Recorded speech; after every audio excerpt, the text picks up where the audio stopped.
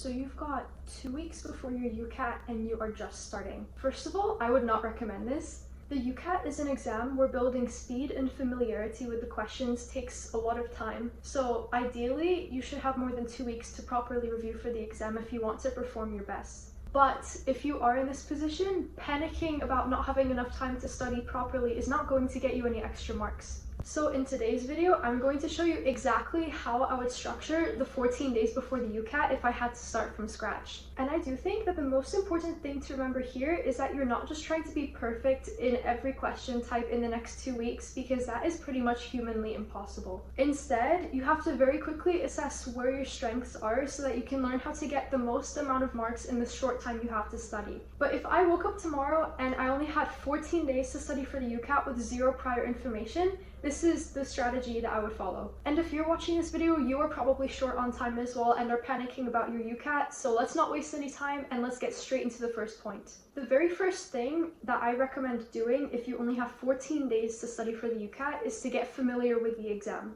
So on day one, I would not try to sit down and answer hundreds of questions because you might not even know exactly what the UCAT is assessing you on. So I would probably do some kind of YouTube watch speed run of exactly what the UCAT is, what you can expect from the different question types, and how to answer the questions with some basic strategies just to get a general idea of what you'll be dealing with. And if you have never seen or heard of the UCAT before, then this is also a place where some of my other videos might start to come in handy, such as my UCAT beginner's guide or some of the videos where I go through my top strategies on how to score well in the individual sections. And once you have a rough idea of how you will approach these questions, then start with some very gentle untimed practice. And this untimed practice on this first day is just to take you from what in the world am I looking at to more of, okay, this is what it's asking me to do. Because your biggest goal for day one should be to remove as much unfamiliarity surrounding the UCAT as possible. Because a lot of the time, the fear that you're feeling regarding exams and pretty much anything else in life is due to the uncertainty surrounding it.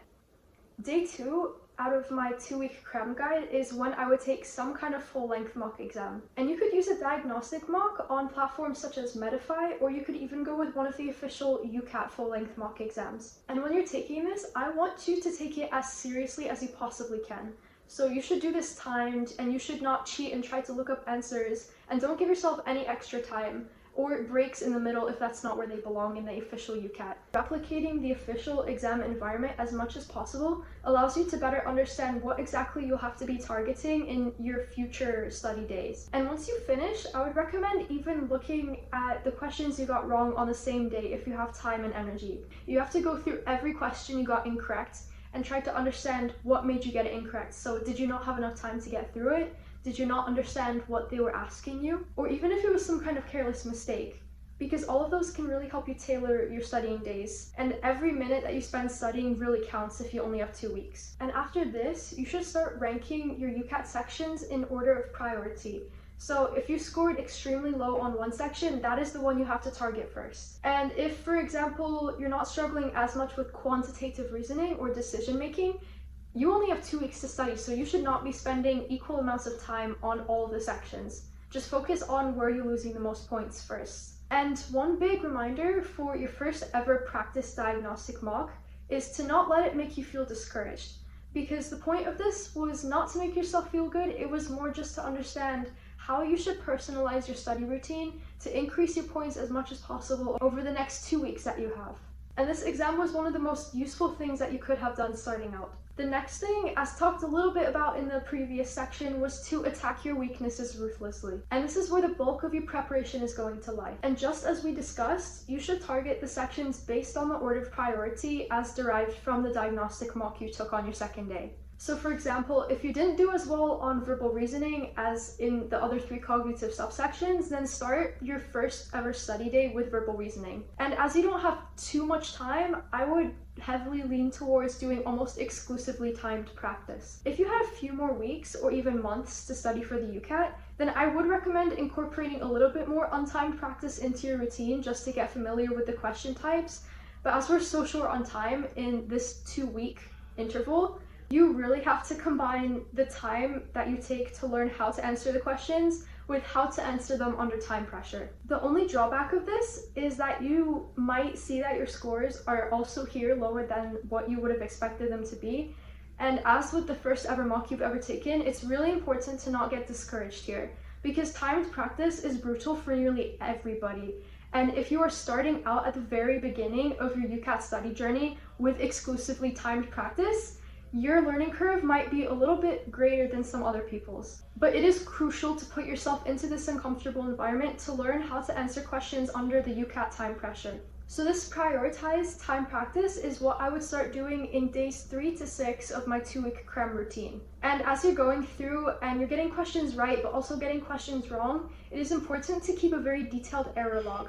Maybe if there's a subcategory of question in the section you're looking at, make sure to record that as well. And try to go back and understand what made you get that answer incorrect. And that can be anything from calculation errors to careless mistakes again, to even just misunderstanding what the question is asking you. But any of those factors are important to help you understand where there might be patterns in what questions you're getting wrong. If you only understand on a broad level where and why you might be getting questions wrong, you fail to understand the small patterns that might be appearing in your mistakes over time that are actually very easy to correct once you know how to target them. And on these days 3 to 6, as you are pretty short on time, I would not recommend a 3-hour study day like I would for if you had, let's say, 6 weeks to study. Instead, you might find it beneficial to study for 5 to 6 hours a day. And when I say 5 to 6 hours, I also don't mean just sitting down and answering questions the entire time, because you have to build in some moments for smaller breaks and some moments for analyzing the mistakes that you made. So this is an example of a 5-hour study routine for one of the days that you might be studying one of the sections. So remember to take breaks, you have to drink, you have to eat, you have to get up to stretch whenever you feel like it, you have to get an adequate amount of sleep every night. Make sure to get outside every now and then and carve out a little bit of time in your day to do something that you love, just to help you relax and reset. It's also really important with these intense study blocks to keep track of when you start to feel burnt out and mentally exhausted. Because if you are in a state where you feel like you're not going to absorb any more information, you're not going to cure it by sitting down and answering hundreds more questions. Now let's move on to day 7 to 9 of your 2-week UCAT CRAM routine. And here, this is where it starts to get pretty straightforward and there's not much new stuff to cover. The main idea is that you have to do a full-length mock, then spend the rest of the day analyzing where you might have made mistakes, and then the few days following that you go back through in the order of priority of which sections are most important for you to target first, and understand where you make mistakes and why you make mistakes with an error log. And every time you take a mock exam and go through this cycle, you are greatly refining your technique and your management of the time pressure, and better understanding where patterns might start to rise and what questions you score incorrectly on. But unfortunately here, we do not have the luxury of time, so you cannot stay in this cycle for more than just a few days.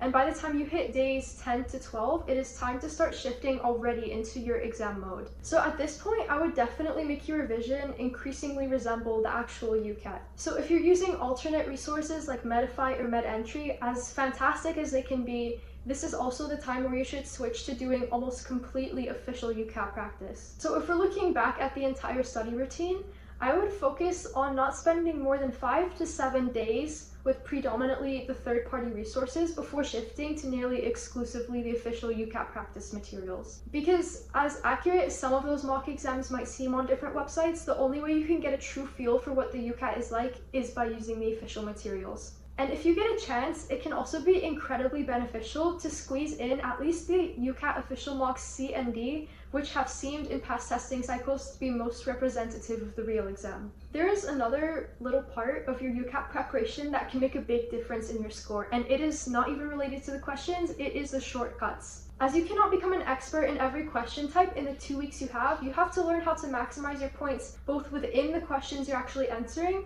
as well as exactly how you're going to go through those questions and approach them without even considering the information inside of them. And shortcuts is one of the fastest ways you can cut down on your time per question. So even if you do little things like learning how to use the on-screen calculator, learning how to use the back and the skip buttons, or how to flag the questions, in the long run per section, it can help you save a lot of time. You're likely not going to be able to cover all the content that you'd need to confidently answer every single type of question in the UCAT. So you have to become incredibly comfortable with guessing. If you need more advice on time management, then make sure to check out my previous video with my top techniques on how to cut down on your time.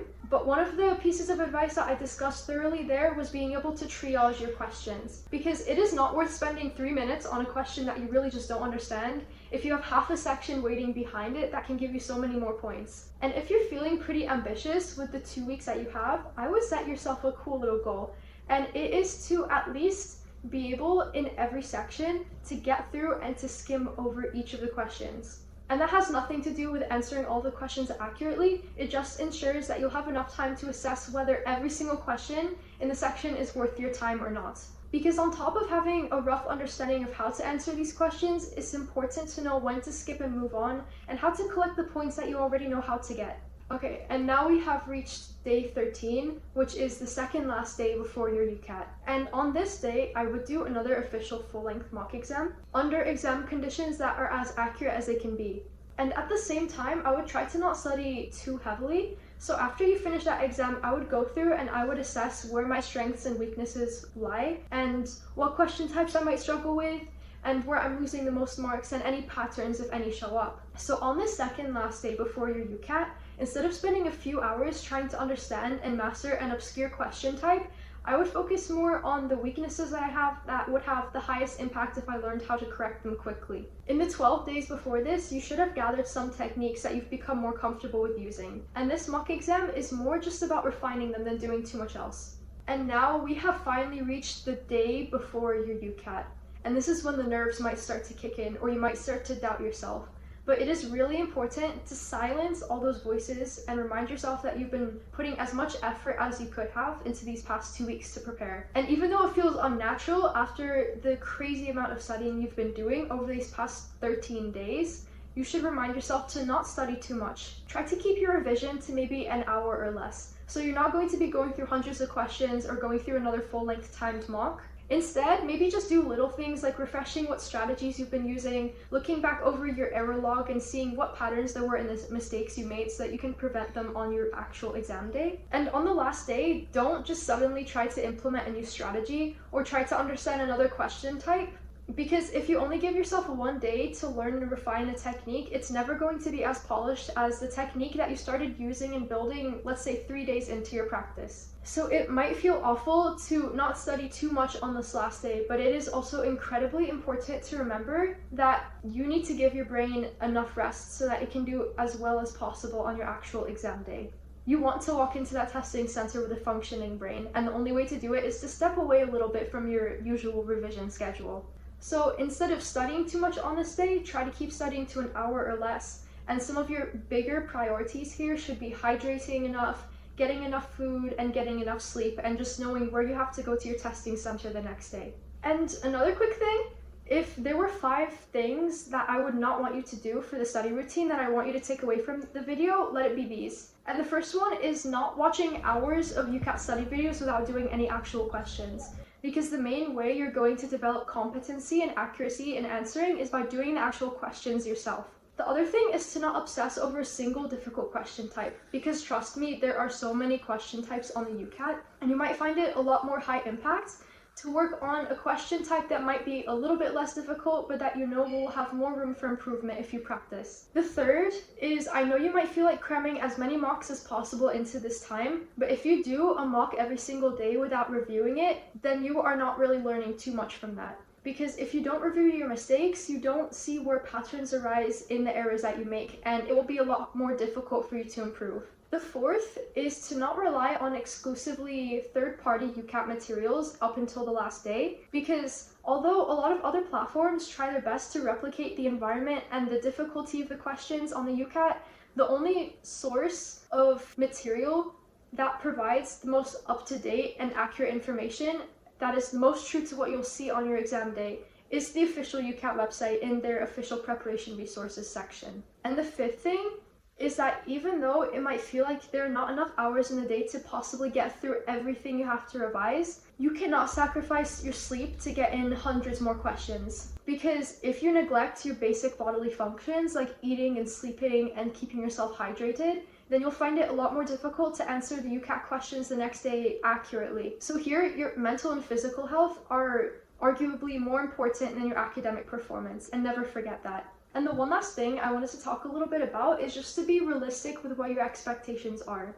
because you only have 2 weeks to accomplish what takes a lot of people months. And you do have to come to terms with the fact that there might not be a magical formula out there that can completely transform your UCAT score in the span of 14 days. But that is completely okay at the same time, and you should not let this be an excuse to stop you from even starting your studying in the first place. And instead, I propose to you a safety net. So when you're researching medical schools after your UCAT, you should focus very closely at their current UCAT requirements as well as their official selection policies. Some universities might place a lot more emphasis on the UCAT than others, but for some other schools, there might be greater focus on your academic profile, your interview performance, or how much your situational judgment is weighted. So even if you take that UCAT after this 2-week CRAM guide and you don't get a score that you were hoping for, it's not a reason for you to stop pursuing your dream of studying medicine. So if I had to tell you the entire 2-week plan in 1 minute, Day 1 is where you would learn the basic strategies and just the question types. Day 2 is when you'll take your first diagnostic mock and understand where you made the most mistakes.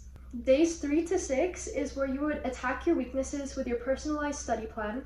Days 7 to 9 are where you would rinse and repeat and probably take another mock. Days 10 to 12 are where you start getting into exam mode and start preparing with more official UCAT resources. And then day 13 is where you take a final mock exam and maybe do a lighter target of your weaknesses. And day 14 is where you really put the brakes on your studying and try to prioritize your physical and mental health more than anything else. And throughout these 14 days, make sure to always practice your shortcuts, learn how to speed read, you would learn how to use the calculator, get comfortable with skipping, guessing, and triaging, and learn how to work the timer as you go through. You just have to stop trying to do everything and focus on the things that can move your score the most. So if you're in this position right now, then let me just say, don't panic.